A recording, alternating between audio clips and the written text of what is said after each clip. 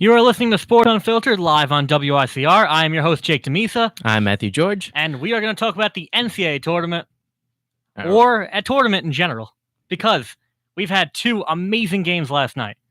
We had Texas take out TCU. We had Lipscomb take out Wichita State. And in the NIT finals, the Texas Longhorns will take on the Lipscomb. I don't even know the name of your school. And that is the biggest story, right? Definitely. Well, that is the biggest story for a Texas Longhorn fan.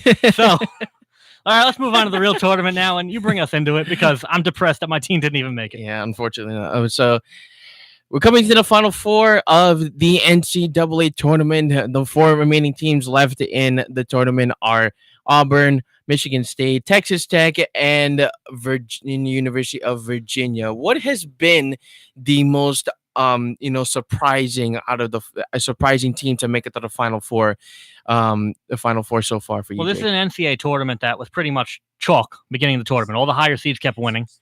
But what it did is it created these amazing matchups later in the tournament, the Sweet 16 and the Elite Eight, because all the best teams were still available. Mhm. And we saw massive upsets. But before we even get into that, I want to get your opinion, because we never talked about it, on Taco Fall and UCF almost taking out Duke in round two.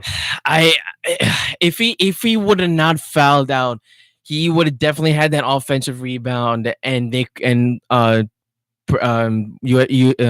would have definitely won that game because they could not stop him at all. I believe that Taco Fall, and I think he's definitely an NBA caliber player. Well, I think this tournament definitely made him a second round pick at least. Yeah, because he's a senior, he has to go to the NBA. Definitely. The only thing I think he's struggling with is his free throws, but that's another thing to talk about later. But again, if Taco Fall would have stayed on the floor and would have gotten into less foul trouble, Duke would have definitely lost that game.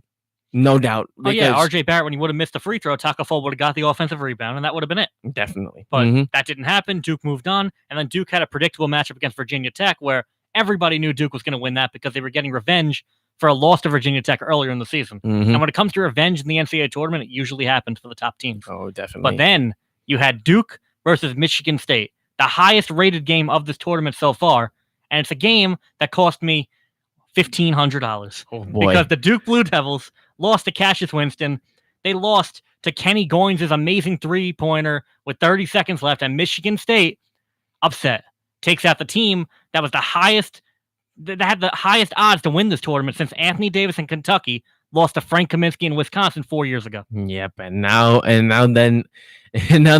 Duke was my pick to win the tournament as well. So everyone's bracket is going all over the fritz. They either had Duke and Gonzaga winning the tournament. So. But a lot of people had Duke versus North Carolina in the finals, or Duke versus Kentucky, or Duke versus Tennessee.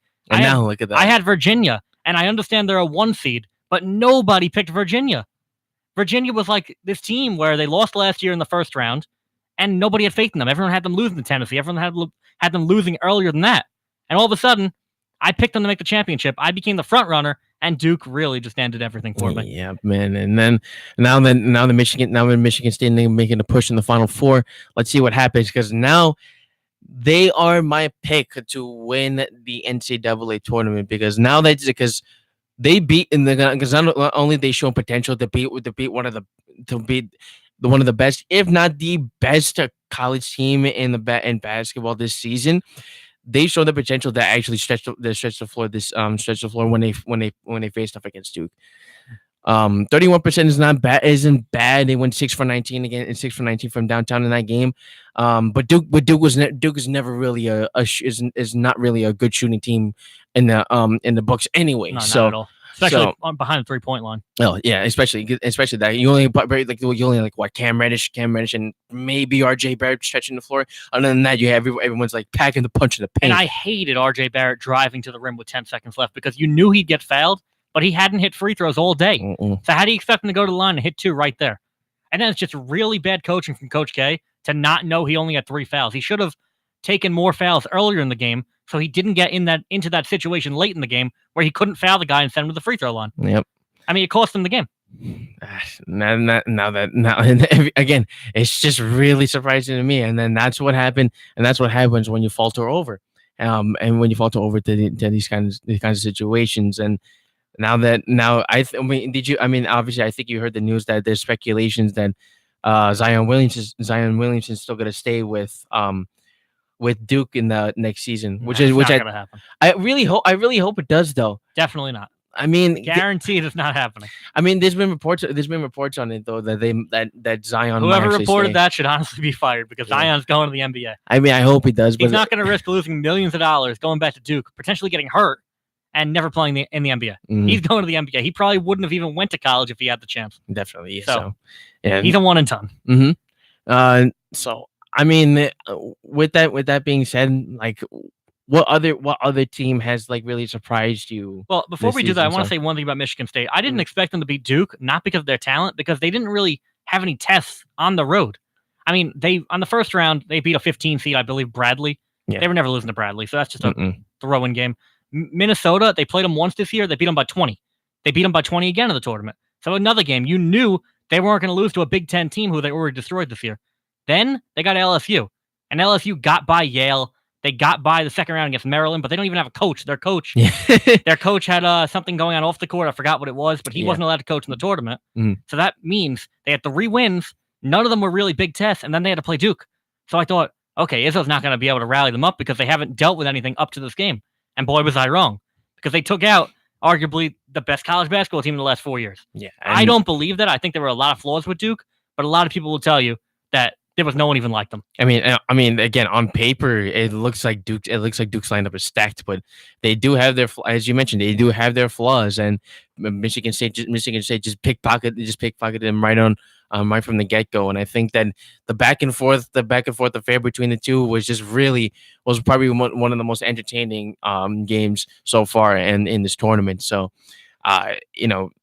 that being said, sky's the limit for the Spartans now. And I think the Spartans the Spartans beat Michigan in the Big Ten championship. I think if they played in the tournament, Michigan would have won that game. So let's talk about the Spartans' opponent, Texas Tech. They took out Michigan, who I believe would have beaten Michigan State. They took out Gonzaga, who I think would have beaten Michigan State. And that leaves Texas Tech versus Michigan State. So yeah, I think Texas Tech is going to beat Michigan State, and they're going to go to the national championship. And it's because of one guy, Jarrett Culver. He's a guy that nobody knew about before this tournament, unless you're a Big 12 fan or a Texas Tech fan. Luckily, I'm a Longhorn fan, so I've been watching this guy for 2 years now. And one of the best defensive players in the country. Never a great shooter freshman year, but during the Big 12 tournament and during the later stages of the Big 12 schedule, he really started turning it on. And he's done more offensively in this NCAA tournament than I've ever seen. Yeah, and I think he's definitely stepped up on I think he's definitely stepped up on offense as well. I mean, he did rack up 17? 22 against Michigan, 19 against Gonzaga, and lockdown defense against Rui Hachimura. Yeah, definitely. So Hachimura. So I think that shows it there. So if it comes down to that, it's gonna definitely be a back and forth affair between Texas Tech and Michigan State. So again, sky's the limit for both of these teams. So, but I think it's going to come to a 1 point differential between the two. That's all I'm going to say. There's going to probably be a -2, -1 or something. Yeah, and like that. Also one of the big men, Tariq Owens, he played for St. John's, I believe, last year when Iona played St. John's, and Tariq Owens actually led that whole entire game in points. So he transferred to Texas Tech, and he's really fit in well with Texas Tech. And I think him inside has given them a different dimension, and it's why they got past the Elite Eight, which they couldn't do last year. Yeah, and I think his rebounding is probably going to be the main factor for Texas Tech if they want to win this game as well, because he could get across the boards. He racked up seven boards against Gonzaga. So putting and defensive and definitely stepped up defensively, picking up 3 blocks as well. So if you're able to beat one of the best teams in the country, then if you could do that, you can definitely step up and beat the Spartans. Yeah. So you have Michigan State beating Texas Tech. Yeah, I still have again. My pick is still Michigan State, but hey, I'm not really like a hard bias towards any team. Well, I'm not saying who you're rooting for. I'm just saying who do you think is going to win? Because I think Texas Tech's winning that game. Well, I guess I'm the opposite of you. I think Michigan State will definitely take this one. All right, let's move on to, I think, the better game. I think Auburn versus Virginia is going to be amazing. But I also think it's a really, really bad matchup for Auburn because Auburn likes to run around the court and they don't really change their style for anybody.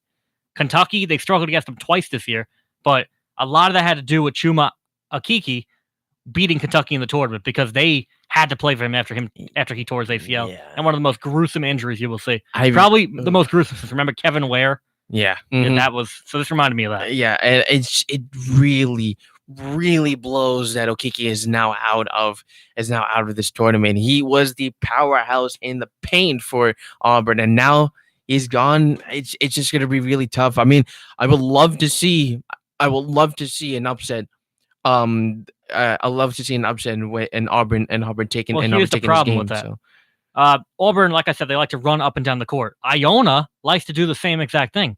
And you saw Iona win the first half against North Carolina in the first round of the tournament. But then what happened? Then look what happened in the second half. North Carolina is very susceptible to teams running up and down the court, hitting three-pointers, driving to the hoop. You do not run against Virginia. No, because then they're going to stop you hard on defense. They are the best defensive team in the country. They are not going to let it happen. North Carolina lost to Auburn, and they struggled against Iona because they're not the best against that style of play.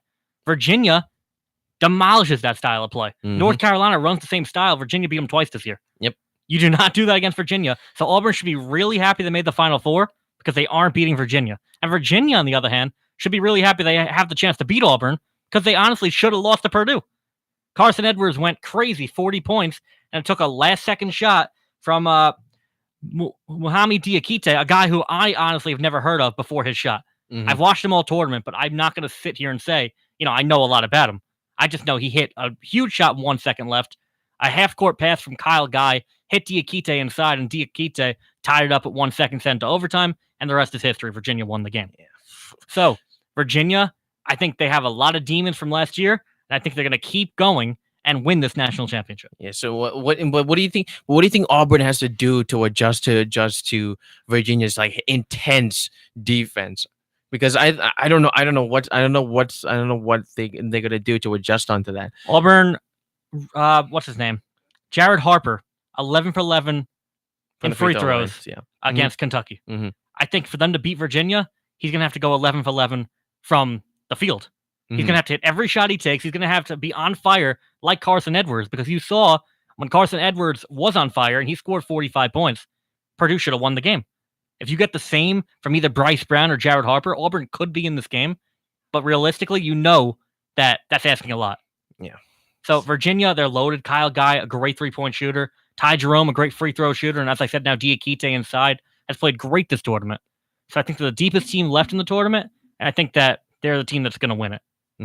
Yeah, so I mean, I would love to see. I think my pick for this one is going to definitely be Virginia, and facing off against Michigan State in the championship game. But who knows? It might not an upset can happen. You might never know. But I think with Virginia's intensity on defense is just good. I think it's just stellar.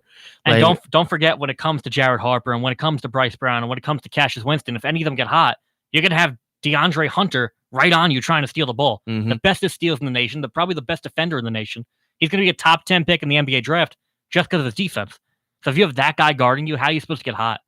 Yeah, and I think Kyle Guy's going to also have another outbreak game as well, because he picked up a double in his last game, also 25 points and 10 rebounds also, and stretching the floor as well. I mean, 5 for 12 is okay, but I think that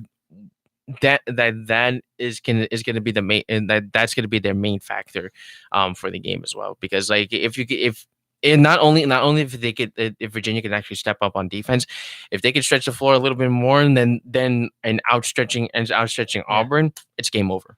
And Coach Tony Bennett has always been good at getting the most out of the players he has, and this is probably the deepest roster he's ever had at Virginia. So for him to have all this talent and for him to have the game plan he already has in place, how are you going to beat Virginia? And they're definitely going to have to make a statement after what happened last season when they faced UMBC. Plus, you already had them beat this tournament, as I said, against Purdue. You don't beat great teams twice. Virginia is the best team in this tournament from the beginning. They're the deepest roster. You don't beat a team like that twice. And that's why I think that if the pressure gets to them in the Final Four, that's one thing. But if they play their game, they're going to win. It's that simple. All right, so when we get back, we're going to talk about the NBA playoffs, or that's going to be you at least. And I'm going to say some stuff about the NHL. We are Sports Unfiltered on WICR.